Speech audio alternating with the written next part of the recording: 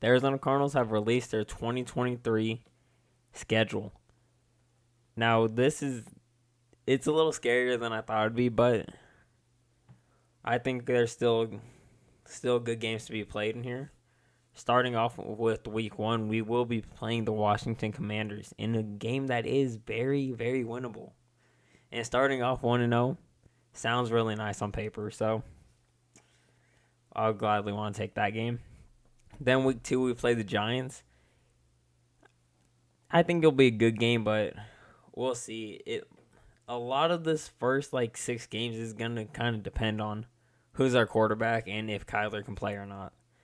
So these first 6 games, all we are looking to do is just go 500. That's really all we want. But I think that could still be a good game. Then Cowboys in week 3. I think it's cool. Could be a good game. You never know, but Cowboys at Cardinals, always something interesting. Week 4, Niners, first division matchup. I mean, could be good. And Niners, with the Niners, it's rare that we take one game each. It's usually one team will dominate the whole time, so we'll see how that plays out. But in week 5, we played the Cincinnati Bengals. And I hope Kyler is healthy and ready to play in this game. Because if he can, it's just going to be such a great game. I mean, Joe Burrow, Kyler Murray, Hop, Jamar Chase. It's just such a game you want to watch. And then in week 6, we take on another division matchup in the Rams, which we'll see what the Rams are this year. I think there's a lot of questions to be there, but we'll see honestly how this game goes. Week 7, we play Seattle, which, yeah, I mean, we'll also see what Seattle is this year, but they'll probably compete with the Niners for the division. Week 8, though, we do play Baltimore, which another game I want Kyler Murray in. Lamar Jackson versus Kyler Murray. We've only seen it once, and it was Kyler's rookie year. I want to see it again, and hopefully we do get to see that matchup. Week 9, we go when we play the Browns. I think this is a winnable game, just on the Browns, who they are and everything. I think it's very winnable, but we'll see. Falcons, honestly, is a very interesting game to me, but you never know.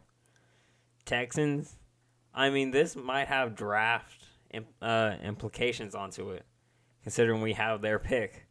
And so we'll see how that actually plays out, but this game definitely works in both ways for us. And then week 12, back at Rams again for the second and final game. Week 13, we're in a must-win game against Pittsburgh. Just because prior events that transpired. But we definitely want to win that game. And then week 14, we have our bye, which if you're a playoff caliber team, you definitely want your bye week towards the end of the year, but we'll see how this year plays out, see if that actually benefits us or not. But week 15, we'll play the Niners for the second time. Like I said, we'll just see how this series plays out between the two teams.